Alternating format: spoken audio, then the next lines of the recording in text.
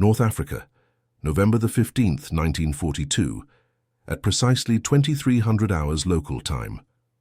The temperature had plummeted to near freezing under the crystalline desert night sky, a shocking contrast to the 90-degree heat that had baked the sand just 8 hours earlier. Technical Sergeant James Emmanuel Crawford of the United States Army's 706th Tank Destroyer Battalion crouched in the dim orange glow of a battered kerosene lamp, his dark hands moving with practiced precision over what his fellow soldiers dismissively and mockingly called his pathetic collection of scrap metal, salvaged junk, and worthless mechanical refuse. Welding sparks cascaded across his weathered face, illuminating the intense concentration in his eyes, as he worked on a strange, unconventional contraption that had become the subject of relentless mockery, casual ridicule, and increasingly cruel jokes throughout the entire battalion and beyond. Most of the white soldiers, particularly those from the Deep South who brought their racial prejudices with them across the Atlantic Ocean, thought he was completely wasting his time, squandering precious materials, and exhausting what little goodwill and tolerance a colored mechanic could possibly accumulate among deeply skeptical white officers who viewed black soldiers as little more than manual laborers in uniform. The German armored forces operating in the sector, battle-hardened veterans of campaigns in Poland, France, and the Eastern Front, believed their technological and tactical superiority was absolute, unquestionable, mathematically certain, and guaranteed them continued dominance of the North African battlefield for months to come. They would all be proven catastrophically, utterly, and irreversibly wrong within the next 6 hours, in ways that would shake their fundamental assumptions about American capabilities and force a complete reassessment of enemy innovation. Before we dive into this story, make sure to subscribe to the channel and tell me in the comments where you're watching from. It really helps support the channel. What unfolded during that cold November night would not only challenge every comfortable assumption about innovation, technical capability, racial intelligence, and military prejudice, but would also demonstrate with undeniable clarity how desperate necessity combined with raw ingenuity, relentless determination, and one man's stubborn, principled refusal to accept ridicule, dismissal, or orders to cease his work could fundamentally alter the course of a military engagement and force both American and German armies to reconsider their most deeply held beliefs about who could meaningfully contribute to victory on the modern battlefield.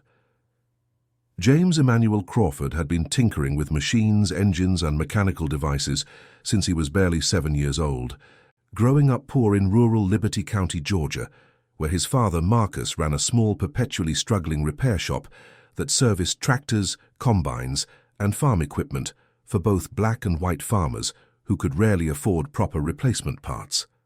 Young James had learned early that necessity bred innovation, that broken machines could be coaxed back to life with ingenuity and improvisation, and that understanding how something worked meant understanding how it could fail and how it could be fixed with whatever materials were at hand. His natural talent with engines, transmissions, and mechanical systems was undeniable even as a child, manifesting in an almost intuitive grasp of how components interacted, where stress points would develop, and how systems would degrade over time. But this was 1930s America, deep in the segregated South, where that remarkable talent meant he could fix things for other people, restore broken machinery to working order, but certainly not design new systems, hold engineering positions, or be taken seriously as an innovator by the white establishment that controlled access to education, opportunity, and recognition. When he enlisted in the Army in December of 1941, driven by a mix of patriotism, economic necessity, and a hope that military service might offer opportunities unavailable in civilian Georgia, the Army's rigid segregation policies meant that despite scoring in the top 5% nationally on mechanical aptitude tests and demonstrating problem-solving abilities that impressed even reluctant evaluators, he was automatically assigned to maintenance and supply duties rather than combat engineering, weapons development, or any position that might suggest black soldiers possessed technical intelligence. His commanding officer, Captain Robert Harrison Morrison, a career infantry officer from Richmond, Virginia, who had grown up with household servants and field workers, had made it abundantly, repeatedly, and dismissively clear that colored soldiers were support personnel, manual laborers in uniform, nothing more ambitious or capable, and that ideas about innovation or design should be left to properly educated white engineers and officers who understood such complex matters.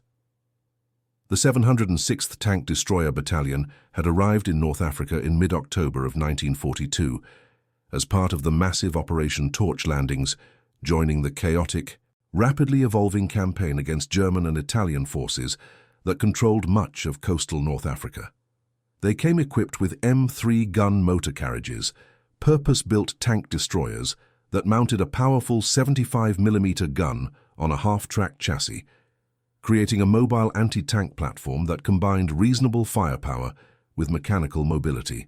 The vehicles were effective enough against Italian medium tanks and older German armor, achieving several confirmed destructions in early engagements, but the newer German Panzer Mark IV tanks, with their substantially improved frontal armor plating, better gun optics and superior 75mm main guns, had proven to be formidable, deadly opponents that could engage American positions from beyond effective response range. By mid-November, after barely 1 month of active operations, the battalion had already lost 6 tank destroyers to enemy action, with 14 men seriously wounded, 8 evacuated to rear area hospitals, and 3 confirmed gone in ways their families back home would never fully understand. The tactical situation was deteriorating, morale was suffering, and the Germans seemed to grow bolder and more aggressive with each passing week. The fundamental problem facing the battalion was as much tactical and psychological as technological. German tank crews, many of them veterans with years of combat experience, had systematically learned to identify and exploit the M3's numerous vulnerabilities, particularly its open-topped fighting compartment that left crews exposed to artillery airburst and small arms fire, and its relatively thin side armor that could be penetrated by well-aimed shots from German tank guns and even heavy anti-tank rifles.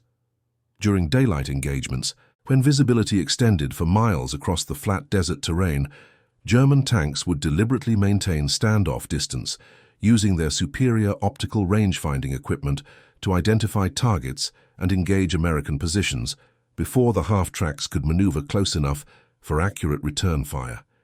Their crews exhibited professional competence and tactical discipline that spoke to years of training and real combat experience. At night, when darkness blanketed the desert and visibility dropped to nearly zero, the Germans felt completely secure, absolutely confident, even arrogant in their invulnerability, knowing that American forces lacked effective night vision equipment, sophisticated targeting systems, or any proven capability to challenge armor movements in darkness. German tank commanders routinely used the cover of night to reposition their forces, moving armor to advantageous positions from which they could launch devastating dawn attacks that caught American infantry and anti-tank units completely unprepared, off balance, and unable to mount effective resistance. Technical Sergeant Crawford had been observing these tactical patterns with increasing frustration, mounting anger, and a growing conviction that there had to be a solution, some way to disrupt the German advantage. During the daytime hours, he maintained the battalion's vehicles with meticulous care, replacing worn track links, rebuilding temperamental engines, patching damaged armor plate with whatever materials he could scrounge, and keeping the M3 gun motor carriages operational despite chronic parts shortages and inadequate maintenance facilities. At night, while other soldiers played endless card games, wrote long letters home to wives and sweethearts, or simply collapsed into exhausted sleep, Crawford sat alone in the motor pool under the weak glow of kerosene lamps, sketching detailed diagrams and calculations by flickering light, filling notebook pages with mechanical drawings, force calculations, and increasingly elaborate plans. He had noticed something that the battalion's officers, focused on conventional tactics and established doctrine, had apparently missed or dismissed as insignificant. The way sound traveled across the hard-packed desert floor at night, carrying for miles in the still air, and how the confident German tanks, secure in their nighttime superiority and unchallenged supremacy, followed surprisingly predictable routes and patterns when repositioning under cover of darkness. His revolutionary idea had started forming after a particularly disastrous engagement on November the 8th, when a full company of German armor had repositioned under complete cover of darkness, moving undetected to new firing positions, and then caught American forces in a devastating dawn attack that destroyed 2 tank destroyers and scattered an entire infantry platoon. Crawford had been part of the grim recovery team that went out after the fighting subsided, to salvage damaged vehicles, recover usable parts, and catalogue the destruction. While examining the battle-scarred terrain, crawling through the sand to understand the tactical geometry, he had noticed deep, distinctive track impressions in a wadi, one of the many dry riverbeds that cut through the desert landscape that suggested the German tanks habitually used these natural terrain features as concealed approach routes during their night movements. The tracks told a complex story to someone trained to read such signs. The Germans moved methodically at night, through very specific corridors and routes, where the hard-packed gravel surface of the ancient riverbeds provided better traction for their heavy vehicles, reduced engine strain and fuel consumption, and offered natural concealment from observation. But what had really sparked his revolutionary innovation, the moment when abstract observation crystallized into concrete possibility, was discovering a piece of salvaged equipment from a destroyed German Panzer Mark IV that had been knocked out 3 days earlier. Among the twisted wreckage, the burned metal and shattered components, Crawford had found a damaged but largely intact final drive assembly, the critical gearing system that transferred engine power to the track drive sprockets that propelled these 30-ton war machines. The German engineering was superb, genuinely impressive, precision manufactured with tolerances measured in tiny fractions of millimeters, assembled with attention to detail, that reflected the legendary German industrial capability. It was also, Crawford realized with growing excitement as he examined the component carefully under lamplight, extremely vulnerable to one very specific type of mechanical interference.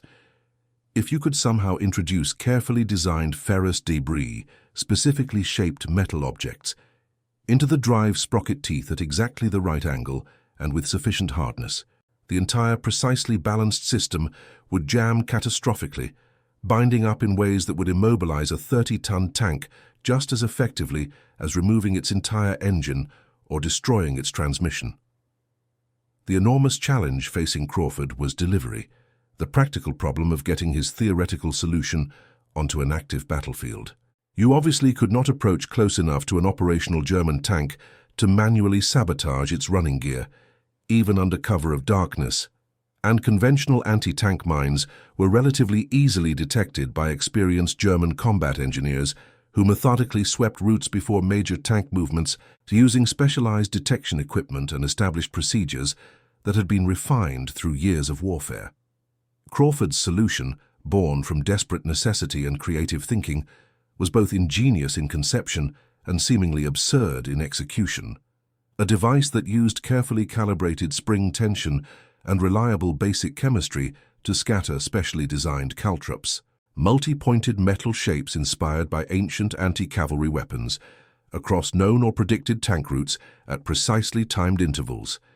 The caltrops themselves were his true innovation, not simple copies of historical designs, but carefully engineered shapes like 4-pointed stars with specifically curved arms and calculated angles that would catch and lodge in track links and final drive sprocket teeth rather than simply being crushed flat or pushed aside by the immense weight and force of a moving tank. He had begun building experimental prototypes in late October, working in stolen moments and during personal time, using salvaged metal, scavenged from destroyed vehicles that littered the battlefield.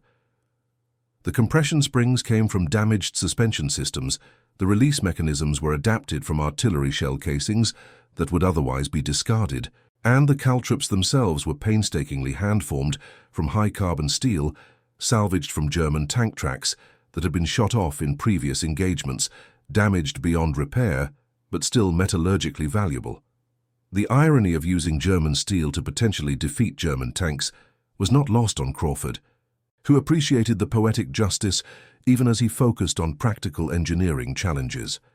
Each caltrop had to be precisely formed, with arms curved to specific angles, hardened through careful heat treatment, and tested for the right combination of strength and brittleness that would allow them to jam machinery without simply shattering on impact.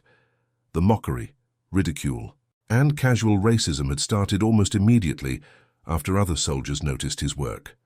Private First Class Donald Wayne Hayes from rural Alabama, a barely literate farm boy who had absorbed his region's racial prejudices from childhood, had been among the first to spot Crawford's strange contraption and had loudly shared his contemptuous opinion in a voice deliberately pitched to carry across half the motor pool. That colored boy Dunn completely lost his mind. Building some kind of crazy mousetraps out of worthless scrap metal, Hayes had announced with theatrical scorn, "Think he's going to catch himself a big German Panzer tank with that pathetic junk? What's next? Going to fight the whole German army with a slingshot?" The laughter that followed had been widespread, mean-spirited, and genuinely cruel, echoing across the camp with the particular viciousness that insecure men direct at anyone who dares to be different or ambitious.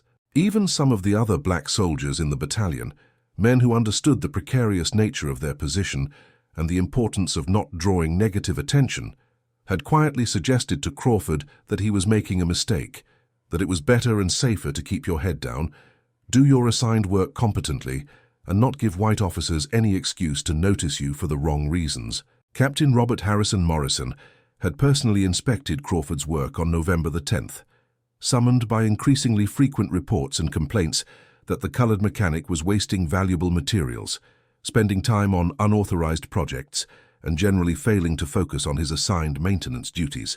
Morrison was a career officer from Old Virginia family, with deep roots in the antebellum South, 42 years old, who had been assigned to command colored troops precisely because it was widely considered a dead-end assignment unlikely to lead to promotion, advancement, or any meaningful recognition. He had approached Crawford's workspace with visible irritation, examined the device with barely concealed contempt, studying the rectangular metal box, approximately 2 feet long, with an internal spring mechanism and a crude chemical timer constructed from battery acid and zinc plates, and had slowly shaken his head with an expression that mixed amusement at the presumption and irritation at the waste of time. "Sergeant Crawford," Morrison had said, his tone suggesting he was addressing a particularly slow and stubborn child who refused to understand simple instructions, "I genuinely appreciate initiative, and I value soldiers who think creatively, but this battalion desperately needs competent mechanics maintaining our vehicles, not amateur inventors, wasting time on impractical contraptions that will never work in real combat conditions. You are using salvage materials that could and should be properly recycled into spare parts, or traded to other units for supplies we actually need. I am therefore ordering you, as a direct command, to completely dismantle this ridiculous project and get back immediately to your properly assigned maintenance duties." Crawford had stood rigidly at attention, his jaw tight with barely suppressed frustration, and replied in the carefully neutral, emotionless tone that black soldiers had learned through bitter experience to use when addressing white officers who held absolute power over their military careers and daily lives. "Sir, if I could please just briefly explain the underlying engineering principle and demonstrate why this could be tactically valuable." Morrison had cut him off with an impatient gesture. "There is nothing to explain, Sergeant. This conversation is over. You have your orders, dismissed immediately." But Crawford had not dismantled his devices, had not abandoned months of careful work and planning. Instead, he had simply moved them to a less visible, more remote location in the sprawling motor pool and continued working on them during his limited personal time after official duties were complete, driven by a conviction that bordered on obsession. By November 14th, through countless hours of painstaking labor, he had completed 7 fully functioning units. Each one was carefully designed to be placed along known or suspected tank routes, where a reliable chemical timer would trigger the spring-loaded release mechanism after a preset delay calculated to coincide with anticipated German movement patterns, scattering dozens of hardened steel caltrops across an area, approximately 30 yards wide and 15 yards deep. The caltrops were designed with a mathematically calculated curve that would allow them to slip between track links, wedge against drive sprocket teeth with maximum mechanical advantage, and jam against critical gearing components, creating catastrophic mechanical failure that would immobilize tons of armor as effectively as any mine or explosive charge.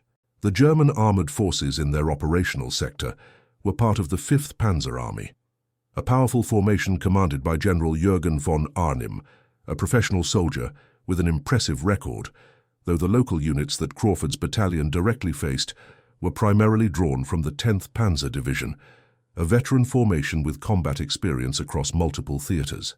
Intelligence reports, compiled from prisoner interrogations, aerial reconnaissance photographs and radio intercepts, indicated approximately 40 operational German tanks in their immediate area, a threatening force composed of a mixture of Panzer Mark III medium tanks with 50mm guns, the newer and more dangerous Panzer Mark IV tanks with long-barreled 75mm guns, and even several captured French Saumur tanks that the Germans had pressed into service with their own markings and crews. These tanks had been conducting increasingly aggressive night repositioning operations, moving confidently to new firing positions under cover of complete darkness, and then launching coordinated dawn attacks that systematically caught American forces off balance, unprepared, and unable to mount effective resistance or counterattack. On the night of November 14th, Crawford had been performing routine maintenance on a temperamental half-track engine when he happened to overhear a tense conversation between Captain Morrison and Lieutenant Frank Chen, the battalion's intelligence officer and one of the few Asian American officers in the theater. Chen, a sharp, analytical Chinese American from San Francisco, who faced his own persistent share of prejudice and suspicion despite his officer's commission and obvious competence, was reporting sobering reconnaissance findings to the captain. "Sir," Chen had said in his characteristically precise manner, "we have confirmed fresh German tank tracks in at least 3 separate wadis within 2 miles of our current defensive position.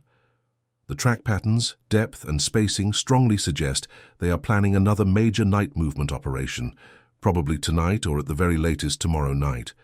Based on their established tactical patterns, they will almost certainly reposition under cover of darkness and then hit our positions hard at dawn, just like they successfully did last week when we lost 2 tank destroyers."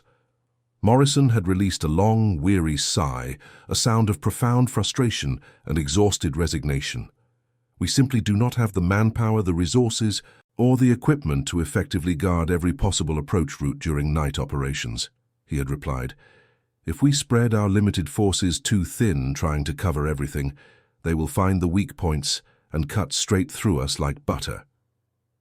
Our best realistic option is to maintain our current defensive positions, keep strong reserves ready to respond, and hope our sentries and observation posts give us enough advance warning to mount some kind of effective defense at first light." It was a defensive strategy born entirely from severely limited options rather than tactical preference, and Lieutenant Chen's troubled expression had suggested he found it just as unsatisfying and inadequate as Crawford did listening from nearby. Crawford had made his irrevocable decision in precisely that moment, understanding that official channels had failed and that unconventional action was necessary.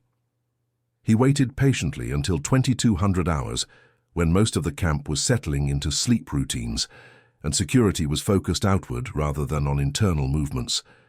He carefully gathered his 7 precious devices, each one representing months of design work and painstaking construction, and loaded them methodically onto a battered jeep, along with a sturdy shovel, a reliable compass, detailed maps he had been studying for weeks, and his personal sidearm. Then, without authorization or permission, he had driven slowly out into the vast desert darkness, heading deliberately toward the nearest wadi that intelligence reports had identified as a probable German approach route based on track analysis and tactical logic. The November desert night was intensely, penetratingly cold, a genuine physical shock after daytime temperatures that regularly exceeded 90 degrees and made metal too hot to touch with bare hands. Crawford's visible breath formed dense clouds in the brilliant moonlight as he worked with practiced efficiency, digging shallow depressions in the hard-packed earth to properly conceal each device. He placed the first unit approximately 200 yards into the wadi, carefully setting the chemical timer mechanism for precisely 4 hours, a calculated delay based on his analysis of typical German movement patterns. The timer was elegantly simple, but reliably effective in its operation. Battery acid would slowly, steadily eat through a zinc plate at a predictable rate, and when the plate finally dissolved completely, a spring-loaded steel hammer would strike a standard percussion cap, triggering the release mechanism that would explosively scatter the caltrops across the killing zone. He worked with methodical precision throughout the long, cold night, placing the 7 units at carefully calculated intervals along 3 different wadis over the course of nearly 5 grueling hours of physical labor. The placement was absolutely critical to success. Too far apart, and German tanks might simply pass through gaps between devices. Too close together, and he would exhaust his severely limited supply without achieving adequate tactical coverage. He used natural terrain features, subtle variations in the ground that most people would never notice, to predict where tanks would naturally channel their movement. Placing devices where the wadis narrowed into natural choke points or where surface conditions would force vehicles to slow down and follow predictable paths. By 0300 hours on November 15th, all 7 devices were properly positioned, armed, and ready. Crawford had driven the Jeep carefully back to camp through the freezing darkness, returned the vehicle to the motor pool without incident, and gone directly to his tent. But he did not sleep, could not possibly sleep despite his physical exhaustion. He lay rigid on his narrow cot, fully clothed, listening intently to the desert wind whistling through the camp, and wondering with mounting anxiety if he had just wasted months of intensive work on a desperate, foolish gamble that would accomplish nothing, or if he had genuinely created something that would actually work under real combat conditions.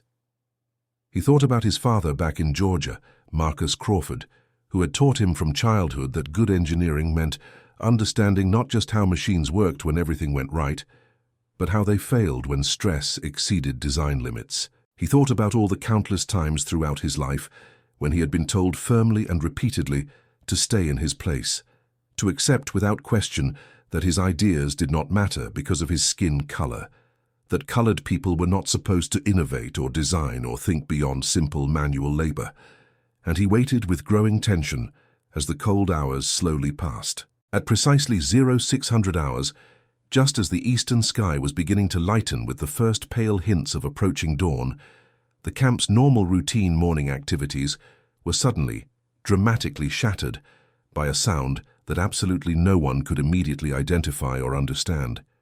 It was a horrible, grinding, screaming, tortured metal noise that echoed and reverberated across miles of open desert from somewhere to the northwest, followed quickly by another identical sound, and then another and yet another in rapid succession. Captain Morrison burst from his command tent, still frantically buttoning his uniform jacket, demanding loudly to know what in the name of all that was holy was happening. Lieutenant Chen was already positioned at the radio communications center, rapidly coordinating with forward observation posts and reconnaissance patrols, his expression shifting from confusion to growing excitement to barely controlled astonishment. "Sir," Chen reported, his voice tight with the effort of maintaining professional composure, "we are receiving multiple reports of disabled German tanks scattered across the northern and western wadis. Multiple armored units, sir, all reporting sudden, catastrophic mechanical failure." Morrison stared at him blankly for several seconds, his mind struggling to process the information. "How many tanks are we talking about, Lieutenant?" Chen listened intently to his headset, his eyes visibly widening as reports continued flowing in from observation posts. "Sir, the current count is 12 confirmed. 12 German tanks are reporting complete mechanical immobilization and are attempting field repairs." The entire camp erupted into controlled chaos and barely restrained excitement. Armed reconnaissance teams were rapidly dispatched to investigate, and what they discovered and reported back seemed almost impossible, like something from a tall tale rather than actual combat reality. 12 massive German tanks, representing a full company-strength armored force that had clearly been carefully positioning for a coordinated dawn assault on American positions, were scattered helplessly across 3 separate wadis, with their tracks catastrophically jammed and their final drive assemblies completely destroyed. German crews were frantically attempting emergency field repairs, but the mechanical damage was far too extensive for quick fixes. The caltrops had worked exactly, precisely as Crawford had painstakingly designed them to work. The curved metal shapes had wedged firmly between track links and been pulled inexorably into the drive sprockets by the tank's own forward motion, where they had systematically bent and shattered precision gears, bent hardened steel shafts, and in several dramatic cases, actually cracked the specially hardened steel of the sprocket teeth themselves through sheer mechanical stress. The German tank commander responsible for the operation, Hauptmann Klaus Weber, a veteran officer with an impressive combat record, would later describe the nightmarish experience in a detailed official report that was recovered and translated after the war ended. We were conducting a standard tactical night approach maneuver through what we had previously designated as Route Cobra, a route we had successfully used multiple times before. Weber had written with professional precision. At approximately 05 hours 30 minutes, the lead tank suddenly reported highly unusual resistance in the right track assembly. Within mere seconds, there was a catastrophic complete failure of the final drive mechanism. Before we could possibly halt the entire column and assess the situation, 3 additional tanks experienced identical simultaneous failures. We initially suspected a new type of mine deployment, but careful examination of the damaged components revealed what appeared to be scattered metal fragments of highly unusual and sophisticated design. Weber's detailed report had continued with a remarkable note of genuine professional respect that was quite unusual in German military documents from that period of the conflict. The devices responsible were crude and improvised in their external appearance, but proved devastatingly brilliantly effective in their actual function and impact. He had written, "Whoever designed and deployed them clearly understood our final drive mechanical vulnerabilities, with technical precision that suggests either exceptional intelligence-gathering capabilities or direct, detailed examination of captured vehicles." The psychological impact on our experienced crews was quite significant and troubling. If American forces can effectively immobilize our most advanced tanks through methods we cannot predict, detect, or counter, our assumed technical and tactical superiority becomes fundamentally questionable. Back at the American camp, Captain Morrison had rapidly assembled all his officers and senior non-commissioned officers for an emergency situation briefing. The disabled German tanks represented not just an unexpected tactical victory, but a genuine tactical mystery that absolutely needed immediate solving before they could properly exploit the sudden advantage. Who specifically authorized the placement of anti-tank devices in those particular wadis? Morrison demanded, his voice carrying equal parts confusion and barely controlled anger. Absolute silence filled the tent. Morrison's hard gaze swept methodically across the assembled men. This was clearly a carefully planned, well-executed operation that required detailed intelligence on German movement patterns and the technical capability to deploy effective countermeasures. I want to know immediately who was responsible, and I want to understand exactly how this was accomplished. Now, Technical Sergeant James Crawford, standing at attention near the back of the crowded assembly tent, made his second irrevocable decision of that already momentous day. He stepped forward deliberately, his boots loud in the sudden silence. "Sir, I did it, sir." The entire room fell into stunned, complete silence. Morrison turned slowly to face him, his expression absolutely unreadable. Somewhere between shock, anger, confusion, and perhaps the first hints of reluctant respect. "You did what exactly, Sergeant? Please be very specific." Crawford maintained his carefully neutral tone and kept his posture rigidly formal. "I personally designed, constructed and placed anti-tank immobilization devices along 3 wadis, sir. The placement was based on my detailed analysis of German night movement patterns and my understanding of final drive mechanical vulnerabilities in Panzer Mark III and Mark IV tanks." The silence stretched on for what felt like an eternity. Then Lieutenant Chen spoke up carefully, choosing his words with obvious deliberation. "Sir, if I may respectfully point out, those 12 disabled tanks represent approximately 30% of the total German armored strength in this immediate sector. Whatever Sergeant Crawford designed and deployed, it has dramatically and fundamentally altered the tactical situation significantly in our favor." Morrison had continued staring at Crawford with that same complex, unreadable expression. "Sergeant Crawford, you directly and deliberately disobeyed my explicit order to dismantle your devices and cease this work. That constitutes insubordination and is technically a court-martial offense under military regulations. Crawford met his gaze steadily, with quiet dignity. Yes, sir, I fully understand that, sir. I accept complete responsibility for my actions. Morrison had paced slowly back and forth for several long moments, clearly weighing multiple complex options and their potential consequences. Then he made a command decision that would significantly affect the remainder of the North African campaign and Crawford's military career. I am placing you under temporary arrest pending a full investigation of this incident, he announced formally. However, before any disciplinary action proceeds, you are going to show me and our engineering staff exactly how these devices work in precise technical detail, and you are going to help us immediately build more of them for continued deployment. Lieutenant Chen, I want those disabled German tanks secured and protected before their forces can recover or destroy them.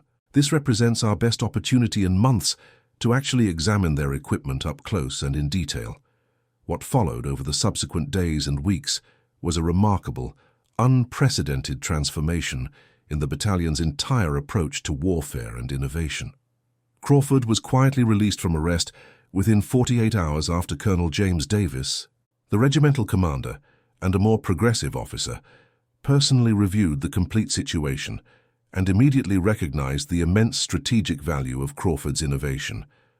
Davis was a relatively rare officer who genuinely valued measurable results over rigid protocol and bureaucratic procedure, and the strategic impact of disabling 12 enemy tanks in a single coordinated night operation was simply impossible to ignore or minimize. Crawford was promptly assigned a small specialized team of mechanics and engineers, including 2 white soldiers who had previously participated in mocking his work and disparaging his abilities. Private Hayes, the Alabama soldier who had publicly called Crawford's devices worthless mousetraps, was among those assigned. Morrison had apparently decided that Hayes desperately needed a thorough education in humility and respect. You are going to learn directly from Sergeant Crawford, Morrison had told Hayes in a tone that brooked absolutely no argument, and you are going to follow his technical instructions exactly and completely. Is that perfectly clear, Private? Hayes had visibly swallowed whatever objections or resentments he harbored and muttered a subdued, "Yes, sir." "Completely clear, sir." Over the following 2 intensive weeks, Crawford's expanded team produced 43 additional devices, each one incorporating improvements based on detailed examination of the disabled German tanks, which had provided absolutely unprecedented access to enemy mechanical systems and design principles. Crawford discovered through careful analysis that by modifying the Coltrip design slightly, making the curved arms thicker and the angles more pronounced, he could virtually ensure that the devices would cause severe damage even to the newest German tanks that featured reinforced final drive protective covers. The production process rapidly became a fascinating study in creative improvisation and intelligent salvage operations.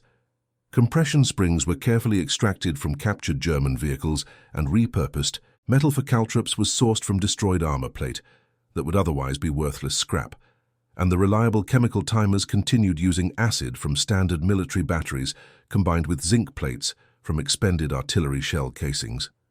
Crawford patiently trained his entire team, not just in mechanical assembly procedures, but in sophisticated placement strategy, teaching them to read terrain features like experienced scouts, predict vehicle movement based on surface conditions and tactical necessities, and think like enemy tank commanders planning night operations. Private Donald Hayes underwent a particularly notable and visible transformation during this period. Initially sullen, resentful, and barely cooperative, he had gradually become genuinely fascinated by the engineering principles Crawford explained and the tactical thinking behind each decision. One quiet evening, while they were methodically assembling caltrops by lamplight, Hayes had asked a question that suggested genuine intellectual interest rather than mere mockery or obligatory participation. "Sergeant, how exactly did you figure out the precise curve for these things? I mean, you obviously could not test them on real operational tanks before deployment." Crawford had explained his complete process in detail, carefully examining salvaged German final drives to understand component geometry, precisely measuring the tooth spacing on drive sprockets using improvised calipers, calculating the specific angles at which metal would bind and jam, rather than simply break or deform, and using fundamental metallurgy principles to determine exactly what hardness the caltrops needed to penetrate without shattering. Hayes had listened with obvious attention, really listened for perhaps the first time in his entire interaction with Crawford, and then said something that Crawford genuinely had not expected to hear from a white soldier from Alabama. "I grew up my whole life thinking colored folks were not as smart or capable as white folks," Hayes admitted quietly. "That is just what everyone around me said, what I was taught from childhood, what seemed obvious and natural. But watching you work, understanding what you understand about engineering and tactics, I am starting to realize how stupid and wrong that belief is. You are smarter and more capable than most officers I have met, certainly smarter than me." It was not an eloquent or sophisticated apology by any measure, but it was obviously sincere and deeply felt, and Crawford had accepted it with a simple, dignified nod of acknowledgement. The devices which soldiers throughout the battalion had started calling Crawford caltrops with a mixture of respect and affection were systematically deployed over the following month as part of a much broader tactical strategy. They were used not just defensively to protect American positions, but offensively as part of coordinated operations to channel enemy armor into predetermined kill zones where conventional anti-tank weapons could be most effectively employed. The psychological and tactical impact proved just as significant as the direct mechanical damage. German tank crews rapidly became hesitant and cautious about night movements, constantly uncertain about where the mysterious devices might be placed, and this growing hesitancy measurably slowed their operational tempo and significantly reduced their tactical flexibility and aggressive initiative. Intelligence reports captured and translated after the war conclusively revealed the full extent of German concern and confusion about Crawford's deceptively simple invention. A detailed report from the 10th Panzer Division headquarters, dated December 19, 1942, noted with obvious worry that American forces have successfully deployed an unknown type of anti-tank immobilization device that causes catastrophic mechanical failure without any explosive signature or detectable emplacement pattern. The devices appear to be scattered or broadcast rather than precisely emplaced like conventional mines, making detection extremely difficult, if not impossible. We strongly recommend that all night movement operations be suspended indefinitely until effective countermeasures can be properly developed and tested. The impact and influence extended well beyond Crawford's specific battalion and immediate operational area. Word of the effective caltrops spread rapidly through American and Allied forces operating across North Africa, and urgent requests came in for Crawford to personally train other units in their manufacture, proper deployment, and tactical employment. By January of 1943, creative variations of his basic design were being successfully used by 3 different American battalions and 2 British armored regiments operating in the theater. The British, with their characteristic formality and love of proper nomenclature, gave the devices an official technical designation, the Mark I mechanical impediment device, though ordinary soldiers universally and affectionately called them Crawford Stars. The recognition Crawford received was significant and meaningful, but remained complicated and limited by the persistent realities of 1943 segregated America and its military. He was promoted to Master Sergeant, a significant advancement, and received an official commendation for innovative thinking and initiative under combat conditions. Several newspaper articles were written about the remarkable colored mechanic whose scrap metal invention defeated sophisticated German tanks, though most of these articles were published primarily in black newspapers like the influential Chicago Defender and the widely read Pittsburgh Courier, rather than in mainstream white publications. The white press generally remained reluctant to give too much public credit or attention to a black soldier, consciously or unconsciously fearing it might challenge established segregation policies and racial hierarchies. Captain Morrison, to his genuine credit, wrote a formal, detailed letter of apology to Crawford in late December, acknowledging without excuse that his initial dismissal of Crawford's work had been fundamentally wrong and short-sighted. I allowed my preconceptions about what a maintenance mechanic should be doing, and my unconscious assumptions about who should be inventing and innovating, to blind me completely to genuine innovation and tactical opportunity, Morrison wrote with apparent sincerity. Your remarkable persistence in the face of both ridicule from fellow soldiers and direct orders from me to cease your work demonstrates a dedication to the larger mission that frankly exceeds my own. I have learned a profound and humbling lesson from this entire experience, that intelligence, creativity, and innovative capability are absolutely not limited by rank, position, or race. And I will carry that important lesson with me for the rest of my military career and beyond. The story of what happened during that cold November night spread rapidly through the segregated ranks of the American military, taking on different meanings and significance for different audiences and groups. For black soldiers serving throughout the theater and beyond, Crawford became a powerful symbol of what was genuinely possible when talent was finally allowed to express itself, despite systematic barriers, and his story was enthusiastically shared in letters home, told and retold in barracks conversations across North Africa and later Europe, and held up as evidence that the military's segregation policies were wasting valuable talent. For some white soldiers, particularly those who had served directly with Crawford and witnessed his achievement firsthand, the story fundamentally challenged assumptions they had held unquestioned their entire lives about racial inferiority and the supposed limits of black capability. For senior military planners reviewing the case, it demonstrated with undeniable clarity the significant value of actively listening to insights and suggestions from unexpected sources rather than reflexively dismissing them based on rank or race. Private Hayes, whose personal transformation had been among the most dramatic and visible, formally requested transfer to Crawford's specialized unit and served loyally with him through the remainder of the grueling North African campaign and later during the difficult fighting in Italy. After the war finally ended, Hayes returned to his hometown in rural Alabama and made the controversial decision to open an integrated machine shop, one of the very first such businesses in the entire state, citing Crawford's inspiring example and personal influence as his primary motivation. The ambitious business unfortunately failed within 2 difficult years, forced to close by persistent white boycotts, economic pressure, and occasional threats of violence, but Hayes never regretted the principled attempt or the stand he had taken.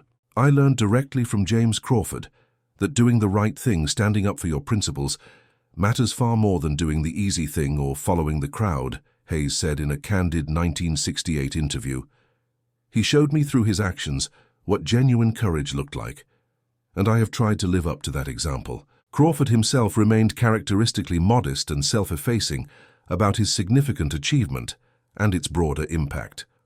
When interviewed by an enthusiastic reporter from the Pittsburgh Courier in January of 1943, he consistently downplayed the innovation and his personal role.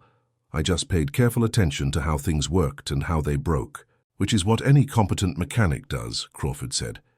Any good mechanic with similar training would have eventually seen the same tactical opportunity. I was just fortunate to be in the right place at the right time with the right background. The persistent reporter had pressed him about facing mockery and defying direct orders. How did you maintain confidence in your idea when literally everyone around you was telling you it was foolish and impossible? Crawford had thought carefully for a moment before answering. My father told me when I was young that being right does not require permission from anyone else. If you know something will work, if you have done the mathematics carefully and tested the underlying principles, then other people's negative opinions do not change the fundamental facts. I knew the caltrips would work because I understood the mechanics involved. Everything else was just noise that I learned to ignore.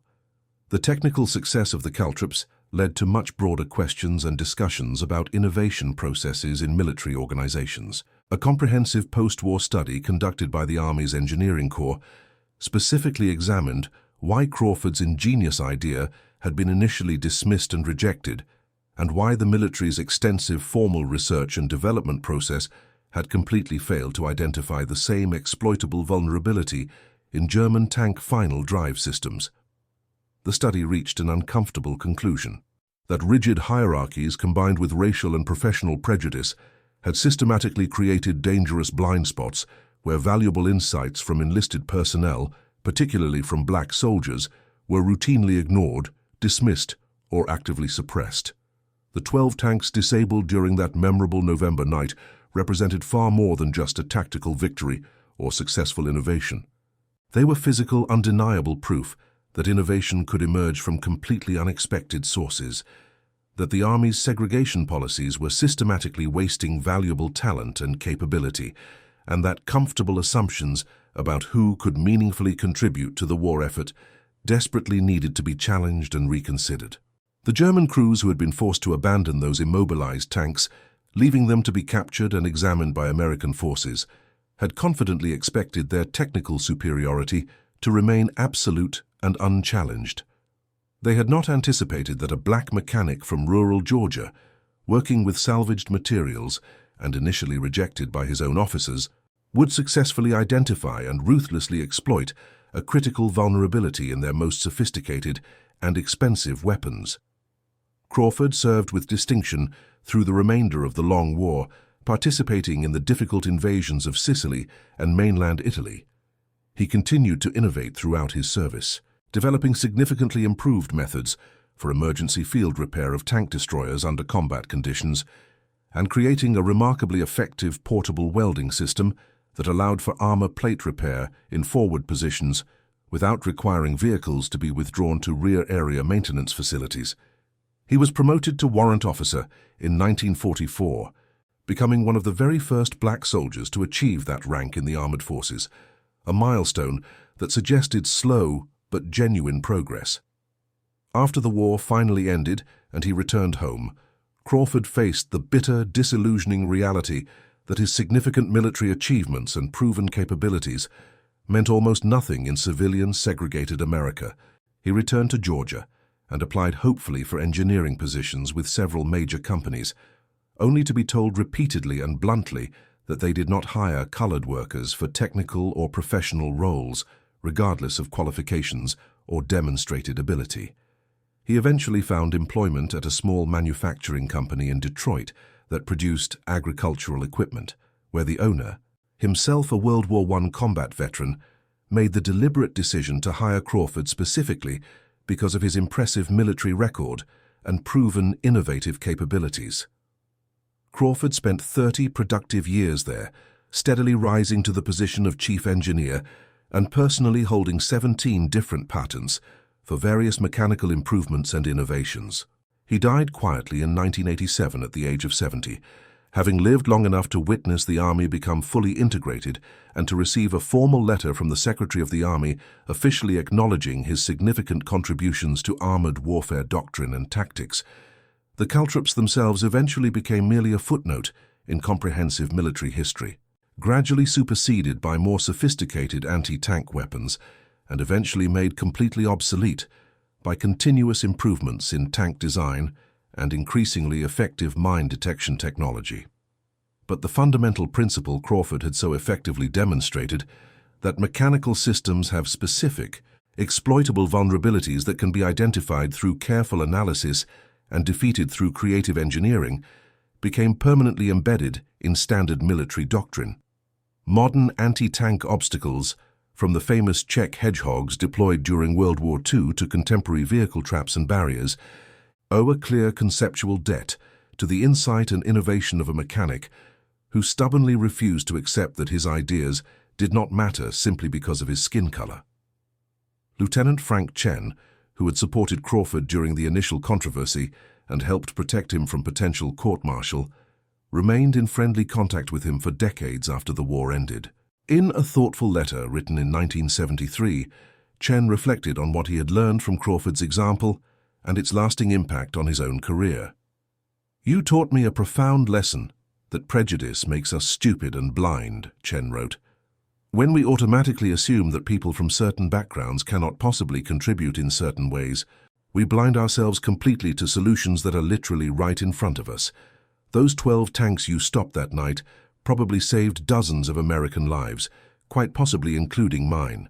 But more importantly than that immediate tactical success, You permanently changed how I thought about leadership and where genuinely good ideas come from.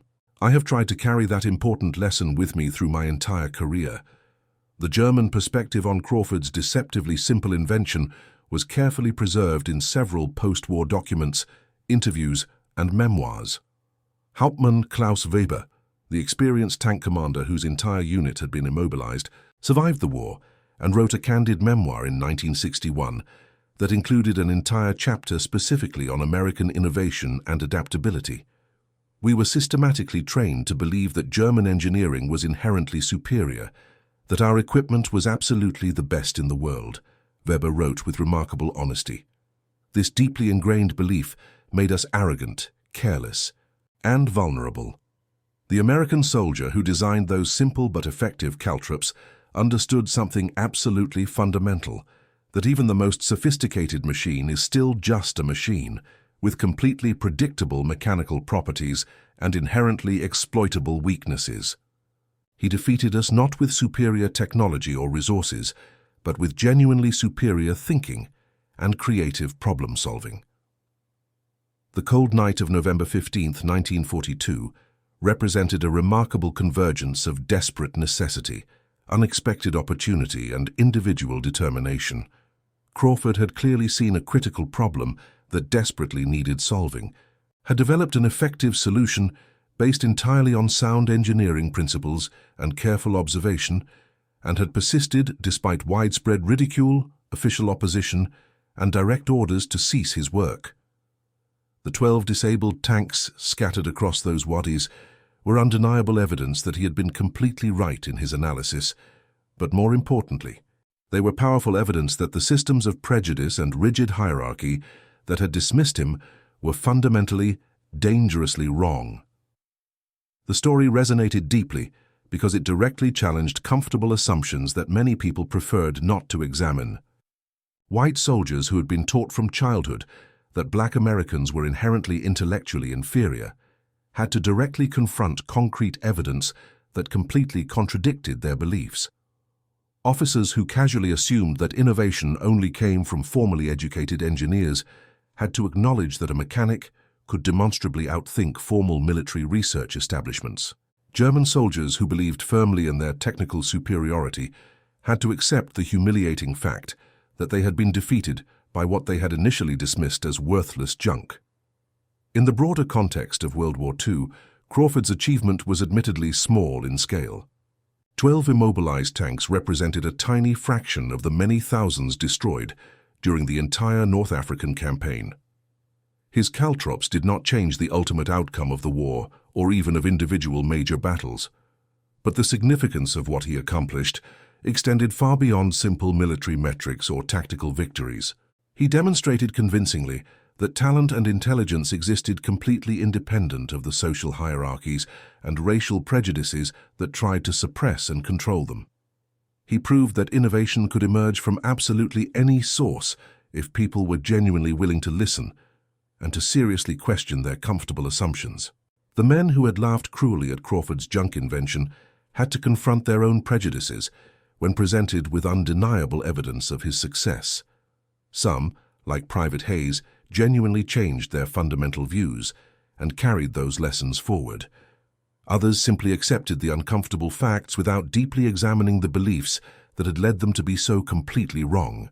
But all of them had to acknowledge, at least in that specific moment, that they had been mistaken about Crawford's capabilities and the value of his work. For the German soldiers whose expensive, sophisticated tanks had been immobilized by scattered metal fragments, the experience proved equally instructive and psychologically damaging. They had approached the engagement with complete confidence, born of perceived technological superiority and consistent previous successes. They had confidently assumed that American forces fundamentally lacked the capability to threaten them during night operations. Crawford's simple but devastatingly effective caltrops had completely shattered those comfortable assumptions, replacing confidence with uncertainty and demonstrating that creative innovation could reliably trump superior technology and resources.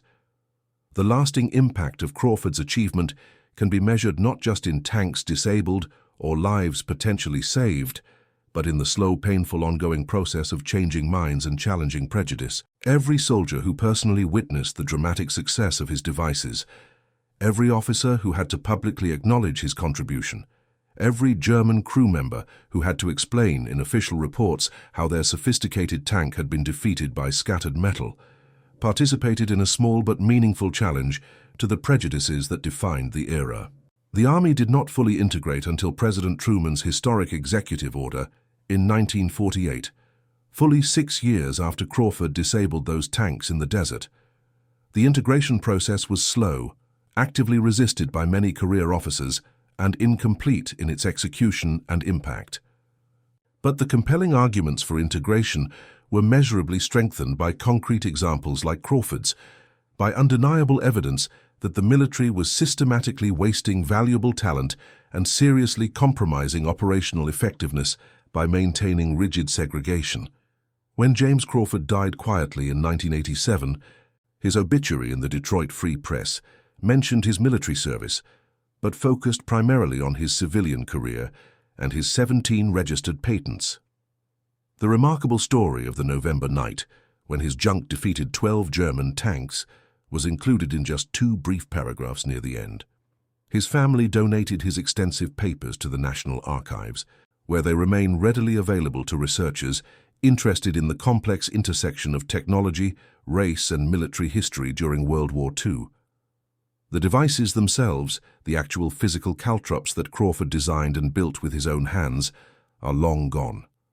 None survived the war, eventually scrapped for metal, or simply lost in the chaos of subsequent campaigns and post-war salvage operations. But their impact persisted powerfully in the memories of those who saw them work, in the detailed German reports that reluctantly documented their effectiveness, and in the slow but genuine recognition that innovation knows absolutely no boundaries of race or rank. And that concludes our story. If you made it this far, please share your thoughts in the comments. What part of this historical account surprised you most? Don't forget to subscribe for more untold stories from World War II, and check out the video on screen for another incredible tale from history. Until next time.